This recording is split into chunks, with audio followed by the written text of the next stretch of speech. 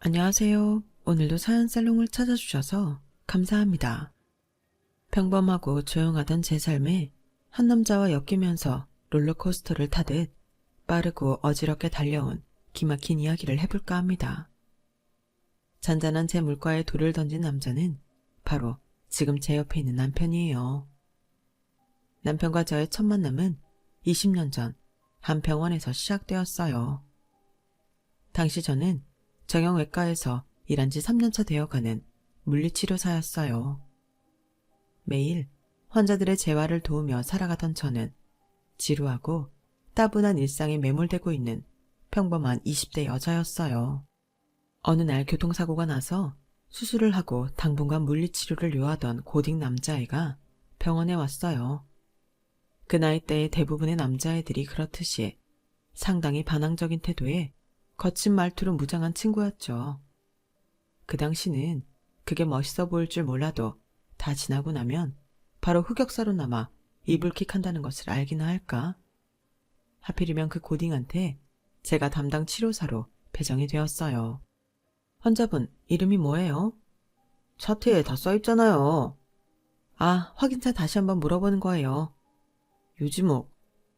네, 유지목 환자분. 저는 담당 물리치료사 서남이라고 해요.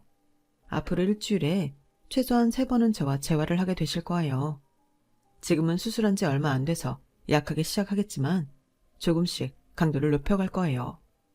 아파도 조금만 잘 참고 견뎌주었으면 좋겠어요. 안 아프려고 하는 건데 왜 아픈 걸 견뎌야 하는 건데요?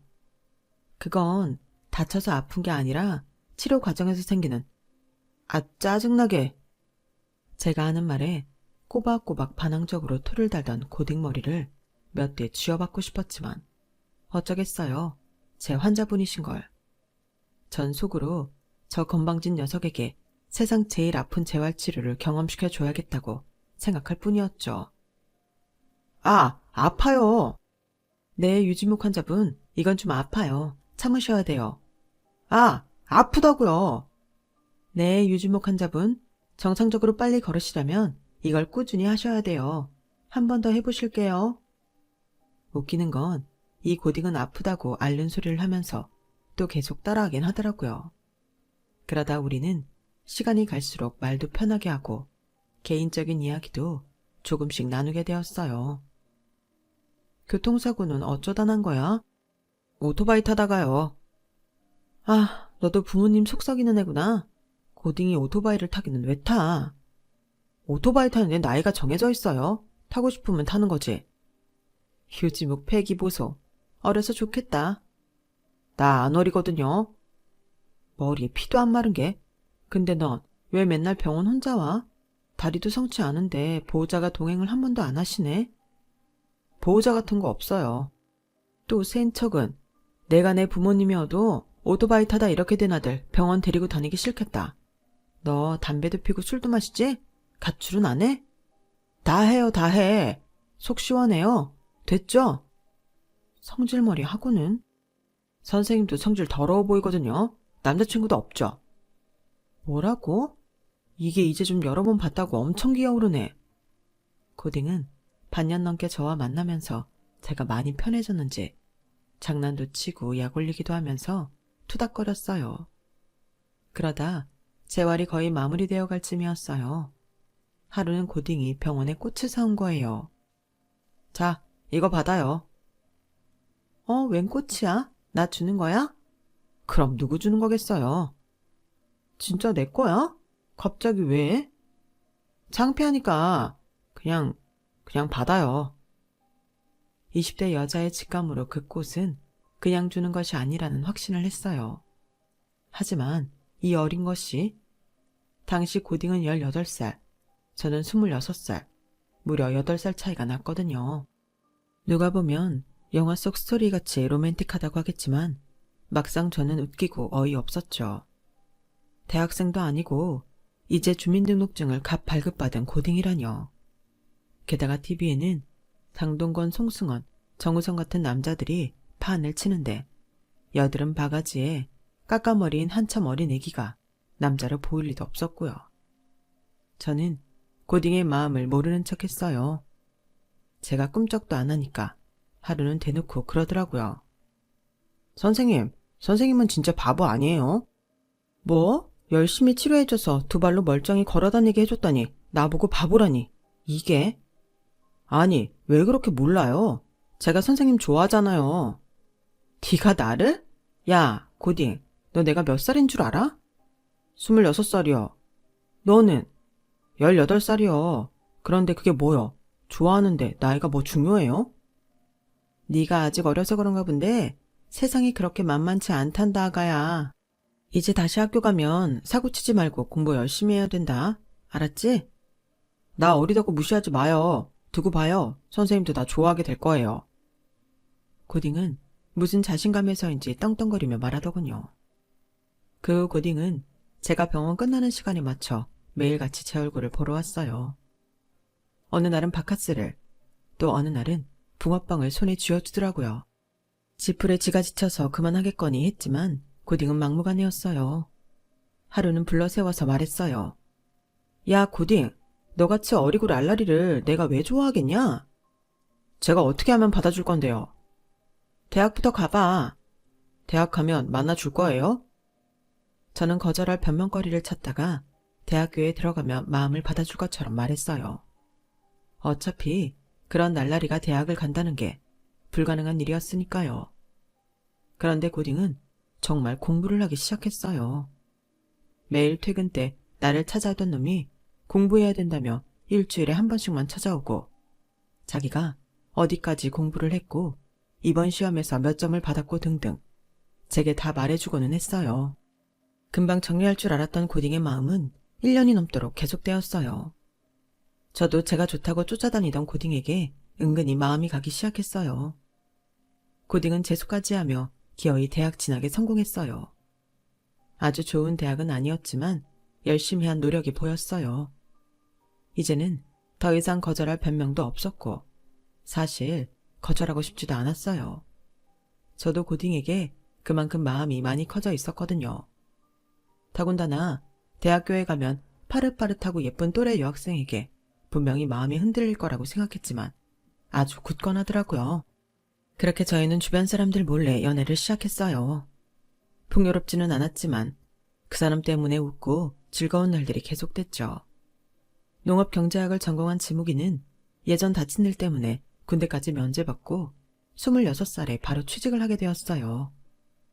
식품 품종 개량 관련 회사에 들어간 그는 첫 월급을 받는 날 제게 말했어요. 남이야, 내가 이날만을 기다렸어. 내 힘으로 번 첫 월급을 받는 날. 그래, 고생했어. 이제 진짜 사회인 됐네. 축하해. 남이야, 우리 같이 살자. 뭐? 같이 살자고? 첫 월급 받는 날 꼭 너한테 프로포즈 하고 싶었어. 지금 결혼까지 하자는 말은 못해. 그런데 같이 살고 싶어. 내가 돈 더 모으면 결혼식 꼭 올려줄게. 그렇게 지무기는 26살, 저는 34살에 동거를 시작하게 되었어요. 연애하는 줄도 몰랐는데 8살이나 어리고 갓 취직한 남자와 동거를 하겠다고 하니 부모님은 처음에 거품을 물고 쓰러지셨어요.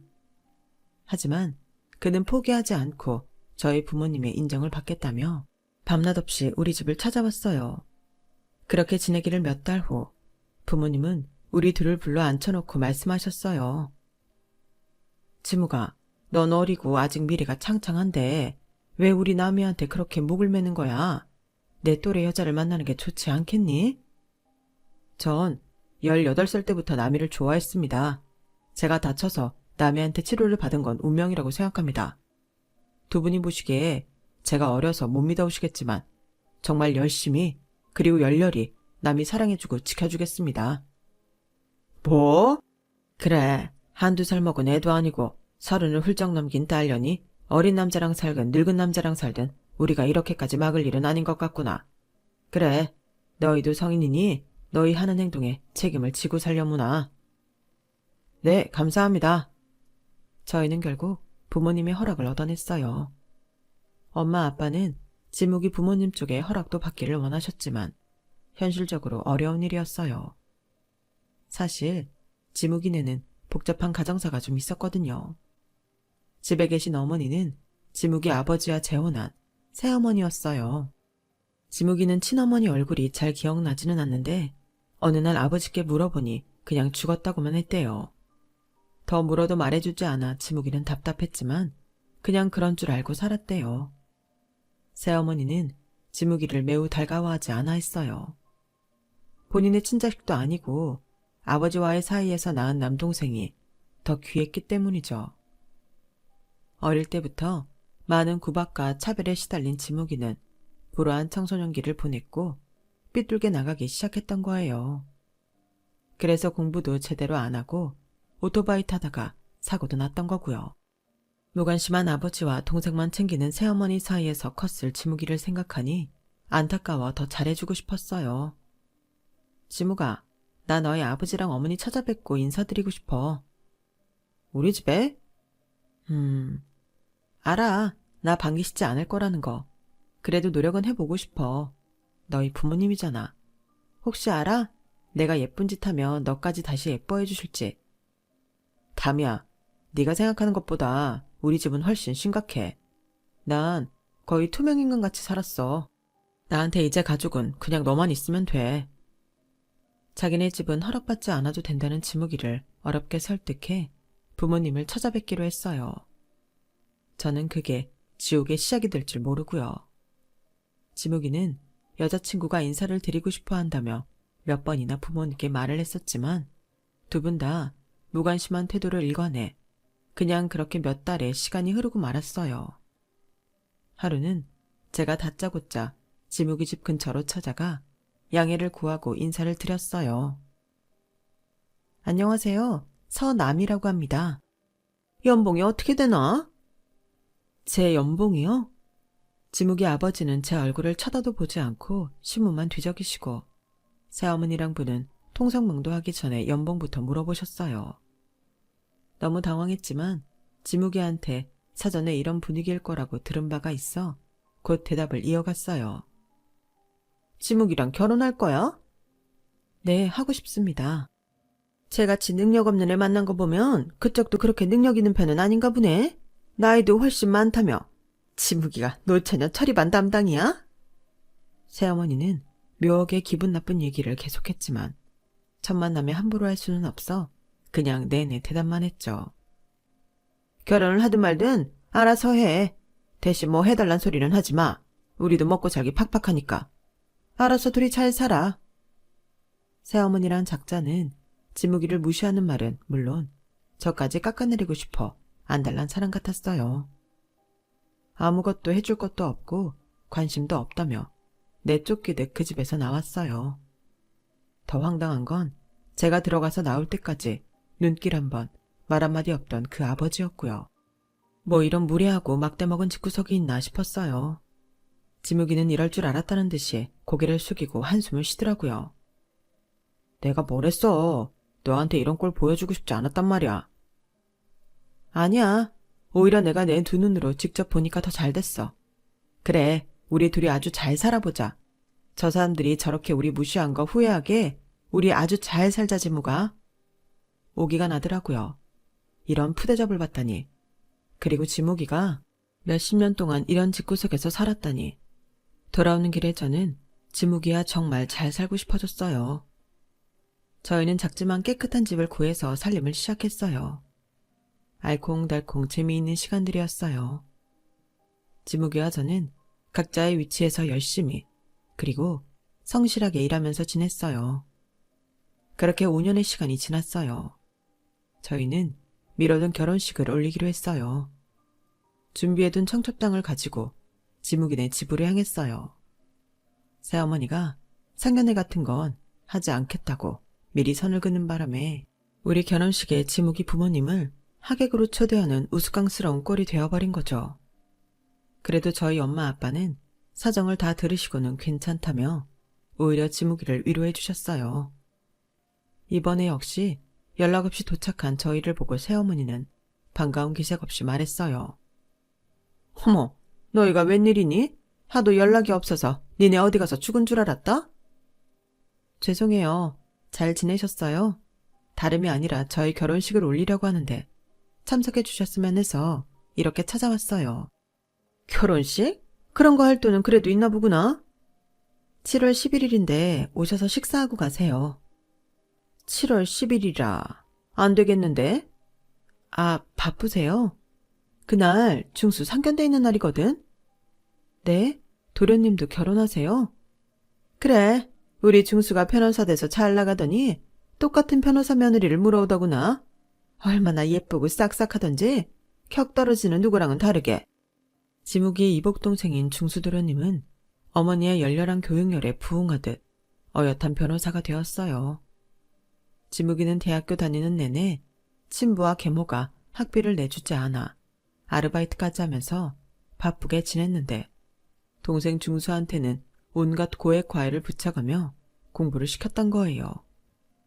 지묵이는 도련님과 어릴 때부터 같이 지냈지만 시어머니가 지묵이를 대하는 태도 때문이었는지 그 역시 툭하면 형을 무시하고 기분을 상하게 하며 서로 살갑게 지낸 적은 없다고 하더라고요. 저도 도련님 얼굴이라고는 사진에서 본 게 다일 정도니까요. 그런 도련님이 하필이면 우리 결혼식 날에 같은 변호사 여자친구네와 상견례를 잡았다니. 일부러 알고 같은 날로 잡은 건 아니겠지만 상견례 때문에 당연히 우리 결혼식은 참석할 생각도 하지 않는 계모가 얄밉기 그지없더라고요. 7월 11일, 드디어 저희는 정식 부부가 되었어요. 많은 하객들의 축하가 있었지만 지묵이 부모님의 자리는 텅 비어 있었죠. 계모는 그렇다 치고 친부까지 아무 연락 없이 오지 않은 것을 보고 어이가 없었어요. 정말 매정한 사람들이었어요. 신혼여행에서 다녀온 후 지묵이는 제게 말했어요. 네가 내 부인이 되었으니 내가 더 책임감을 갖고 살아야 된다는 생각을 했어. 기특하네. 그래서? 나 회사 그만두고 나와서 내가 직접 품종 개량 사업을 하고 싶어. 뭐? 괜찮겠어? 내가 아무 준비도 없이 무턱대고 회사 그만두겠다고 말하겠어? 물론 미래를 예측할 수는 없지만 자신 있어. 잘 해낼게. 그래서 너랑 더 잘 살고 싶어. 그래, 알았어. 나도 네가 자신 있다면 믿어. 우리 남편이니까. 남편은 그동안 공부한 기술과 연구한 것들을 바탕으로 직접 사업에 뛰어들기 시작했어요. 조금은 불안했지만 듬직하고 책임감 강한 남편을 믿기로 했어요. 남편은 우리 형편에 맞으면서도 조금이라도 더 좋은 조건의 사업터를 마련하기 위해 사방팔방 분주하게 뛰어다니던 때였어요. 서울은 비싸서 엄두도 못 낼 뿐만 아니라 경기도 외곽까지 알아보러 다녀야 했어요. 그러던 어느 날 매우 늦게 귀가한 남편의 얼굴이 심상치 않아 보였어요. 올해 그를 봐온 저로서는 분명 심각하고 심란스러운 일이 생겼다고 확신하고 조심스럽게 물었어요. 오늘은 왜 이렇게 늦었어? 많이 힘들었지? 저녁은 먹은 거야? 맛있는 거 해놨는데. 남이야, 나 오늘 친엄마라는 사람을 만났어. 어? 친어머니는 돌아가셨다며? 그건 아버지가 잘못 알고 그렇게 말했던 거고 사실은 살아계셨어. 도대체 어떻게 된 거야? 남편이 들려준 친어머니 이야기는 정말 기구하기 짝이 없었어요. 남편의 친부는 결혼 전부터 술독에 빠져 살았었는데 남편을 갖는 바람에 친모는 어쩔 수 없이 결혼을 했다고 해요. 하지만 술주정, 폭언, 외도까지 남편으로서 할 수 있는 나쁜 짓은 다 하며 친모를 괴롭히는 재미로 사는 사람 같을 정도로 심했다더군요. 한 번은 친부가 많이 취해 친모가 많이 맞은 날, 친모는 남편을 데리고 몰래 도망가려고 했는데 그걸 발견한 친부가 아이를 놓고 가지 않으면 둘 다 가만 안 두겠다고 위협하는 바람에 홀로 뛰쳐나올 수밖에 없었다고 해요. 그 후 몇 번이고 아들을 데려오려고 애썼지만 매번 실패하고 도망간 날도 많이 있었다고 해요. 친모는 어쩔 수 없이 시골로 숨어들어 죽었다고 거짓 소식을 전했고 친부는 그 말을 믿고 고작 6살밖에 안 된 남편이 더 이상 엄마를 찾지 않게 말해버린 거였죠. 친모의 사망 소식이 있은 지 2달도 안 돼서 지금의 새어머니와 가정을 꾸렸고 그 사이에서 아들을 하나 더 얻었던 거예요. 새 가정만 보살핀 아버지와 계모는 둘째 아들과 달리 남편을 방치했고 남편은 그 무관심과 구박만 가득한 집에서 지옥같이 살았던 거였어요. 그런데 어머니는 당신을 어떻게 찾으신 거야? 숨어 살면서도 나를 한 번도 놓친 적이 없대. 내가 학교에 있을 때도 친구들이랑 놀 때도 항상 멀리서 날 지켜봤었대. 심지어 내가 오토바이 사고 나서 재활치료 다녔던 것도 다 알고 계시더라고. 어머 세상에, 일찍 좀 나타나시지. 아버지가 두 번 다시 내 앞에 나타나면 엄마가 아니라 아들인 내가 잘못될 거라고 하는 바람에 자기 존재를 꽁꽁 숨기고 사셨다고 그러더라고. 아버지는 나를 볼모로 삼고 있었던 거지. 정말 너무하다. 그런데 엄마가 죽었다 하고 강원도에 가서 숨어 살면서 어떤 농장주에서 잡일을 해주면서 살았는데 엄마를 친딸같이 여기던 농장주 부부가 죽으면서 자식이 없어 그 많은 땅과 재산을 엄마한테 물려주고 가셨다는 거야. 뭐? 그게 진짜야? 나도 안 믿겼는데 엄마가 땅 문서까지 들고 와서 나한테 보여줬어. 고생 많이 하셨는데 그래도 어떻게 그런 행운이 함께 하셨네. 이런저런 얘기하다가 내가 지금 그 사업을 하려고 자리를 알아보고 있다고 하니까 나만 괜찮다고 하면 흔쾌히 그 땅을 내어주시겠다고 하더라고. 정말이야? 돈도 일절 받지 않고 말이야. 집에 가서 너랑 상의해보겠다고 했어. 그럼 우리 초기 자본금 중에 자리 알아보는 게 대부분이었는데 그만큼 아끼고 시작하는 거잖아? 그렇지. 그런데 자리가 강원도야. 만약 거기서 시작한다고 해도 우리가 떨어져 있든지 네가 일을 그만두고 함께 그쪽으로 가야 하니까 망설여지더라고. 망설일 시간이 없었죠. 우리 부부는 당분간 주말 부부를 하기로 했어요. 남편의 일이 어떻게 될지 모르는 상황에 저까지 일을 그만두는 위험 부담을 안기는 겁이 났거든요. 그렇게 우리는 2년 동안 떨어져 지내다가 제가 아이를 갖게 되면서 저 역시 강원도로 옮기기로 결심했어요. 그리고 그때쯤 남편의 사업이 조금씩 수익을 내기 시작하기도 했고요. 성실한 남편은 아이와 저, 그리고 늦게 찾은 친어머니를 위해 더 열심히 연구하고 일하고 발전해 나갔어요. 저희는 오랫동안 혼자 고생하신 남편의 친어머니를 모시고 살았고, 그런 진짜 시어머니는 제 아이를 봐주시면서 저 역시 남편이 하는 일에 손을 보탤 수 있었어요. 어느덧 10년이라는 시간이 흘렀고 남편의 사업은 성공가도를 달리고 있었어요. 바로 앞 바다뷰가 아름다운 집을 마련하고 우리 네 식구 모두 행복한 시간을 보내고 있었어요. 지역신문에는 품종개량 사업에 성공한 젊고 패기 있는 사장에 대한 소식이 종종 나오고는 했어요. 남이야, 지금 내가 여기까지 올 수 있었던 건 다 네 덕이야. 예쁜 딸 소혜도 낳아주고 옆에서 내조도 잘해주고 정말 고마워. 당신이 다 잘해서 그렇지 뭐. 어머니도 너무 감사해요. 널 어릴 때부터 그 지옥 같은 집에서 꺼내오지 못한 죄책감이 항상 깊었단다. 큰 건 아니지만 네가 이렇게 성공할 수 있는 발판 정도를 내가 도와줄 수 있어서 그나마 마음의 짐을 덜었어지 뭐가. 그런 마음 갖지 마요. 난 한 번도 엄마 원망한 적 없어요. 지금이라도 이렇게 엄마랑 함께 살 수 있는 것에 감사해요. 하루는 모르는 번호로 전화를 받았는데 바로 남편의 새어머니였어요. 예, 지무기가 사업이 잘 돼간다며? 신문에 나왔다는데 그게 진짜냐? 누구세요? 누구긴 누구야, 시어머니지. 안녕하세요. 안녕하긴? 너 아주 발칙한 애구나. 그런 일이 있는데 왜 연락도 안 하니? 아는 사람이 지무기가 신문에 크게 나왔다 뭐 보여주더라. 지무기가 사업을 시작한 것도 너네가 전부 지방으로 가버린 것도 어쩜 그렇게 한마디 없이 일을 저질렀니? 그동안 우릴 그렇게 속이니까 좋디? 속이다뇨. 그쪽도 저희랑 연 끊고 사셨잖아요. 뭐? 그쪽? 말이면 다인 줄 알아? 시부모한테 어디서 감히 그쪽이래. 남편 힘들게 자란 거 다 알아요. 남편한테 해준 것도 없으면서 저한테 시부모님이란 소리 듣기에 양심 좀 찔리지 않으세요? 걔가 뭘 힘들게 자라. 먹을 거 다 먹이고 입힐 거 다 입혀서 키웠는데 내가 아무리 친엄마가 아니라지만 내 피부치같이 살뜰히 보살폈다. 은혜를 모르는 건 바로 지묵이 걔야. 이제야 그 그늘에서 벗어나 조금 살만한 사람 괴롭히지 마세요. 괴롭히긴 누가 괴롭힌다 그래. 내가 조만간 찾아갈 테니 그런 줄 알아라. 기가 막히고 코가 막힐 일이었어요. 여태껏 소식 끊고 지내던 그 집에서 남편의 성공 소식을 듣고 다시 연락이 올 줄 누가 알았겠어요. 계모의 전화 이후 그 집 식구들이 돌아가며 전화하는 통에 저희 부부는 미치고 팔딱 뛸 노릇이었어요. 여보세요? 형수님, 안녕하세요. 형수님?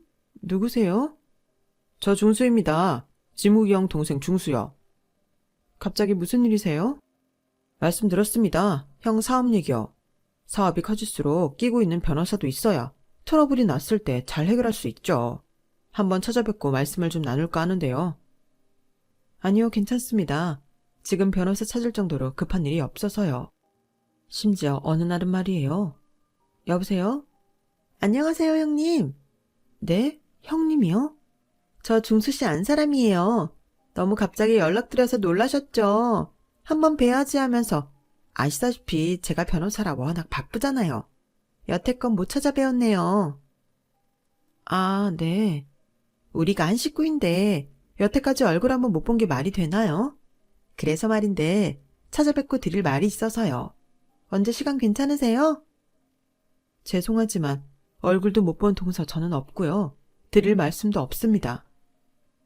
결혼한지도 몰랐던 남편의 이복동생, 그 와이프까지 가족을 운운하며 연락을 해오더군요. 성공이란 게 이렇게 무서운 건 줄 몰랐어요. 매몰차게 등 돌릴 땐 언제고 이제 와서 우리 덕을 볼심산이라뇨. 일부러 전화를 안 받기라도 하면 문자 폭탄을 보내 우리를 힘들게 하기도 했어요. 그런 와중에도 남편 사업의 수직 상승은 멈출 줄을 몰랐어요. 강원도에 저와 어머니 명의로 집과 상가를 얻기도 했고 그 이듬해에는 서울의 한강뷰 아파트까지 계약을 하게 됐거든요. 남편은 우리 가족이 다시 서울로 이사가기를 희망했어요. 남이야, 그 서울 아파트 전세 놓지 말고 그냥 우리가 들어가서 살자. 서울로 다시 가자고? 여기 일은 어떻게 하고? 박 팀장한테 여기 공장 맡기고 나는 서울로 나가서 더 확장하고 싶어. 지난번 연락 온 회사에서도 서울에서 자리 잡는 걸 계약 조건으로 내걸었어. 괜찮겠어? 그럼 무모하게 하자는 건 아니야. 아직은 여기가 메인인 거고 서울 왔다 갔다 하며 키워나갈까 해. 어머님은? 서울로 가고 싶다고 하시면 모시고 가고 여기에 계시고 싶다고 하면 이 집에서 살면서 상가 월세 나오는 걸로 생활하시면 부족한 건 없을 거야. 저는 남편의 뜻을 따르기로 했어요. 어머님은 고민하시다가 혼자보다는 함께가 낫겠다 싶으셨는지 함께 서울로 가기로 하셨어요. 제 딸은 할머니와 헤어지지 않아도 된다는 사실에 매우 기뻐했어요. 또 바쁜 날들이 계속되었어요. 남편은 서울과 지방을 오가며 사업이 흐트러지지 않도록 힘썼고 저는 어머님과 딸의 서울 생활이 낯설지 않도록 온 신경을 썼어요. 드디어 지방집을 최종 정리하고 서울 아파트에 입성하는 날이었어요. 낮보다 밤에 48층의 통창으로 보이는 한강 야경은 미치도록 황홀하더군요. 우리에게도 이런 날이 오는구나 싶어 눈물까지 흘리고 말았어요. 어머님은 이사 때문에 피곤하다시며 먼저 자리에 누우시고 남편과 맥주 한 잔씩 하며 이야기를 나누고 있었어요. 내일 소희 학교 가서 잘할 수 있겠지? 서울 애들이 워낙 깍쟁이들이 많잖아. 시골에서 왔다고 놀리거나 그러진 않겠지? 걱정 마. 우리 소의 성격 얼마나 좋은지 알잖아. 그리고 내가 학교 쪽에 이미 손 써놨어. 그래? 잘했네. 역시 우리 마누라. 그때였어요. 인터폰이 울렸어요. 네, 4801호입니다.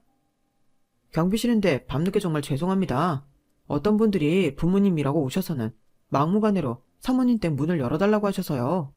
유창호, 지나선 씨라고 혹시 아시나요?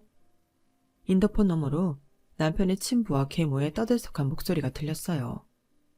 이 늦은 밤 경비실에서 난동 부리며 귀찮게 굴도록 둘 수는 없어서 집으로 올려보내달라고 말씀드렸어요. 신경질적인 벨소리가 들렸고 문을 열자 두 내외가 거칠게 들이밀며 들어왔어요. 한밤중에 이게 무슨 짓이세요? 세상에나 어떻게 말 한마디 없이 서울에 이렇게 넓고 좋은 집을 사서 와놓고 감히 우릴 모른 척해? 우리가 왜 이사 온다고 알려야 되는데요. 지방에 있을 때 그렇게 괴롭혔으면 됐잖아요. 왜 여기까지 찾아오고 그러세요? 요지모, 이 배은망덕한 놈, 네가 이 애비를 없는 사람 취급해? 아버지도 지금까지 연락 없이 잘만 살고 계셨잖아요. 왜 이제 와서 아버지 대접을 받으려고 하세요? 내가 너 키워놓은 게 얼마인데? 대가리에 피 좀 말랐다고 이제 부모를 내쳐? 양심 없으시네요. 부모라뇨. 어머머, 지묵이 얘 진짜 웃긴다. 아니다. 이게 다 남이 네가 얘를 조정한 거지? 그러게. 여자가 잘 들어와야 집이 바로 서는데 생각해보니까 딱 그때부터네. 남이 너랑 만난다고 집에 오고부터 얘 지묵이가 우리를 본체 만체했으니까 딱 너야. 네가 다 시킨 거지? 무슨 소리예요? 제가 뭘 시키고 조종했다고 그러세요? 그만 듣고 싶지 않으니까 두 분 다 나가주셨으면 좋겠네요. 나가긴 어딜 나가? 지묵이 너 키워준 값 지금이라도 받아야겠다. 뭐라고요? 키워준 값이요? 절 뭘 어떻게 키워줬는데요? 그래, 더 길게 말도 안 하마. 이 집 당장 넘겨라. 니네는 원래부터 이런 집에 어울리지도 않아. 동생 내가 잘 나가는 변호사 부부인데 아무렴 중수랑 중수처가 이 집에 더 걸맞지. 우리 줄 것도 없이 걔네한테 깨끗하게 넘기거라. 무슨 자격으로 집을 거기에 넘겨주라 마라 하는 건데요. 네가 이렇게 따지고 들 필요도 없어. 중수랑 처가 합법적으로 이 집 넘겨받을 거야. 그런 줄 알아?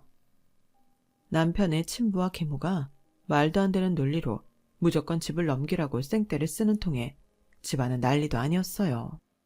제 남편이 당신네들 소나기에서 얼마나 무시당하고 멸시당하며 슬프게 살았는지는 아예 머릿속에서 지운 듯 했어요. 게다가 난 얼굴도 본 적 없는 동선의 부부에게 우리 집을 넘기라뇨. 소란이 계속되었고 두 노인은 신발도 벗지 않고 거실에 발라당 들어 누웠어요. 내쫓을 수 있으면 내쫓아봐. 집 넘긴다고 하기 전까지는 한 발짝도 못 나가니까. 맞아. 지묵이 너 돈 많이 벌었잖아. 내가 뭐 딴 거 바라니? 이 집만 내놓으라니까. 저는 화를 주체하지 못하고 해서는 안 될 짓을 해버렸어요. 미처 다 정리하지 못한 주방침에서 얼른 소금을 찾아 두 노인네에게 뿌려대고야 말았거든요. 어머 얘! 이게 뭐하는 짓이냐? 우리 남편이 뭘 그렇게 당신네들한테 신세를 졌다고 이제 와서 이 난리예요. 남편 고등학교 때부터 힘들게 지낸 거 내가 다 알아요. 둘째 아들만 귀한 자식 취급하고 우리 남편은 집에서 따뜻한 밥 한 번 제대로 먹은 적 없잖아요. 이제 와서 무슨 자격으로 이렇게 생떼를 부리냔 말이에요. 얘가 미쳤나? 어디 감히 우리한테 소금을 뿌려?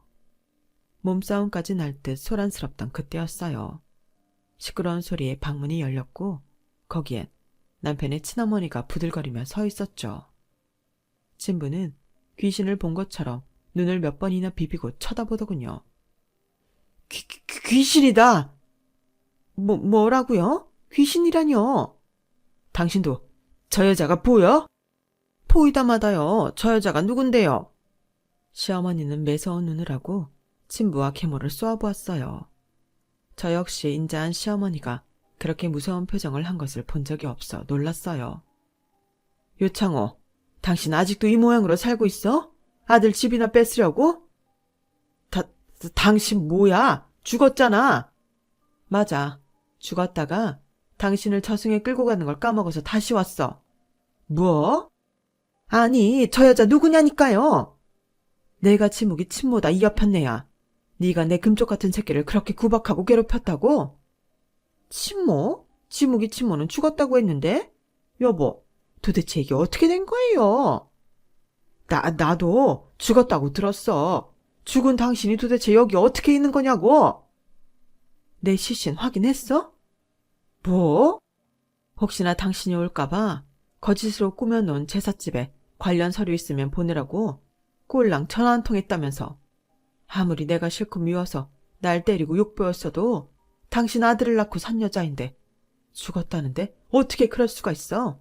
그리고 우리 아들 지묵이 어떻게 그렇게 매정하게 남의 자식 대하듯 했냐고. 그럼 당신 전 부인 안 죽었던 거야? 나도 몰라 이게 무슨 일인지. 시신은 확인 못했지만 죽었다고 그랬어. 잠깐만. 그럼 지묵이랑 남이 너 여태까지 우리 속이고 이 여자랑 같이 지냈던 거야? 어? 이 여자가 아니고 제 어머니예요. 당신이 아니라 정말 제 친어머니라고요. 우리가 누구랑 살든 당신들한테 말해야 할 의무는 없잖아요. 세상에나 어이가 없어서 이게 웬 날벼락이야. 계모는 신발로 바닥을 치며 통곡하기 시작했어요. 전 부인 죽었다고 해서 믿고 홀랑 결혼해 애까지 낳고 살았더니 멀쩡히 살아있지를 않나. 돈 많은 자식 새끼에 집 한 채 달라고 했더니 소금을 뿌려대지 않나. 아이고, 나는 억울하고 분통해서 더 이상 못 살겠다. 당신이 뭐가 억울해? 진짜 억울한 건 나라고. 이 인간한테 애까지 못 데리고 도망쳤던 그날을 생각하면 진짜 가슴은 후배 파도 모자란다고. 아우, 중수아버지 뭐라고 말 좀 해봐요. 당신 때문에 다 이 지경 났잖아요. 내가 이런 꼴 보려고 여태까지 당신이랑 산 줄 아냐고요.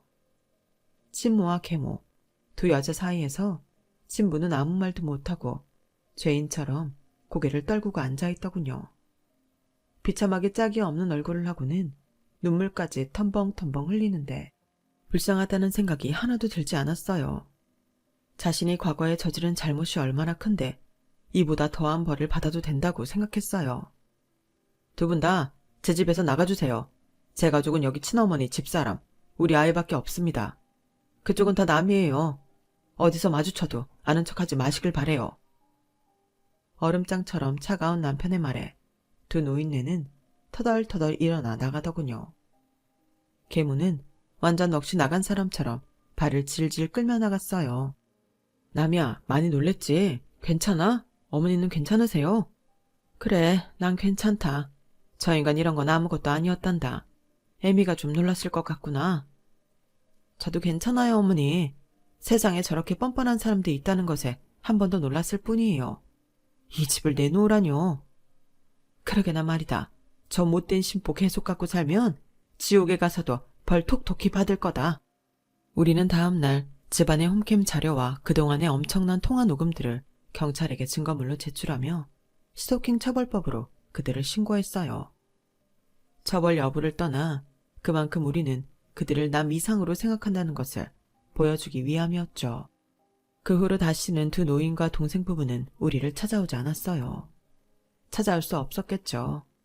남편이 비서를 통해 알아본 바로는 동선의 집안에서 이 일을 알고 난리가 났었다고 하더군요.